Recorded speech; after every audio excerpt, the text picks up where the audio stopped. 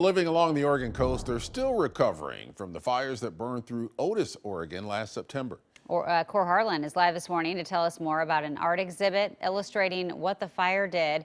And he introduces us to a couple trying to make life better for victims of the fire. Cor? Hi, Jenny. Hi, Ken. There are almost 300 homes burned in and around the Otis area last September. That was just after Labor Day last September. Almost 3/4 of those homes burned were owned by people who are either not insured or underinsured. This morning, we're going to introduce you to an art show in Lincoln City, highlighting some of the horrors of the fire damage as it ravaged the area there in and around Otis, and introduce you, as you mentioned, to two people who are determined not to let their neighbors fall through the cracks. This is a picture of Melinda and Ty Small after their work helping get a new foundation poured for one of almost 300 families that lost homes in the Otis fire last September. The faces of the Smalls, like the faces of many others who lost homes in the fire, show people despondent over their losses but determined to recover. It was just after midnight that Tuesday morning after Labor Day when Melinda remembers getting a knock at the door. When we were leaving, we could see the trees exploding with fire. The fire victims agreed to these photographs now on display that make up the Up from the Ashes exhibit at the Lincoln City Cultural Center.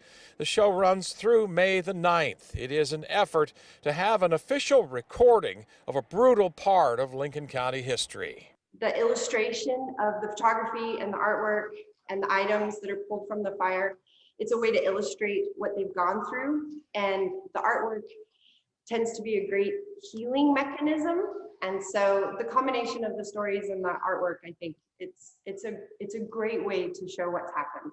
And in the presence of such heartbreak, Melinda and Ty Small did the remarkable. Instead of leaving Otis, they stayed there and started helping people clean up and haul off fire debris and get power and water restored, essentially helping people get their lives back and get their homes reconfigured. They've started a foundation to fund a lot of this work for many people who are either not insured or underinsured.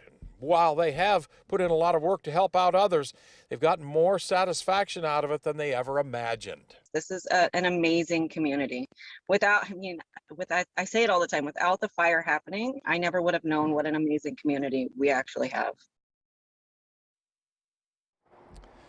Boy, and that is remarkable. These folks, these Smalls, they did lose their house in the fire as well, and for them to reach out to others and find satisfaction in helping others, that kind of is a way to deal with their grief, is nothing short of remarkable.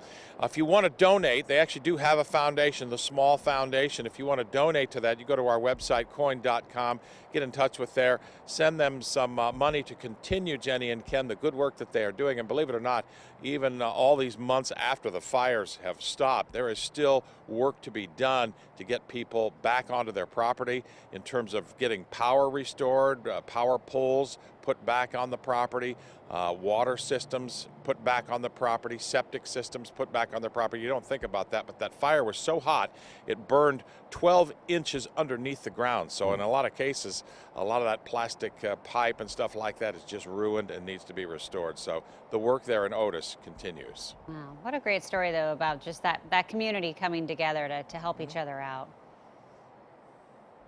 Yeah, it's pretty awesome. They're doing pretty awesome work. Yeah. Really appreciate it. Thanks, Cor. Let's take a look at our weather and traffic right now. We got Carly standing by, taking a look at what's happening out on the roads. But first, Kelly Bayon is here to tell us about changes coming over the next couple of days. Yeah, we will kick out this summer-like stretch of weather that we've had yesterday.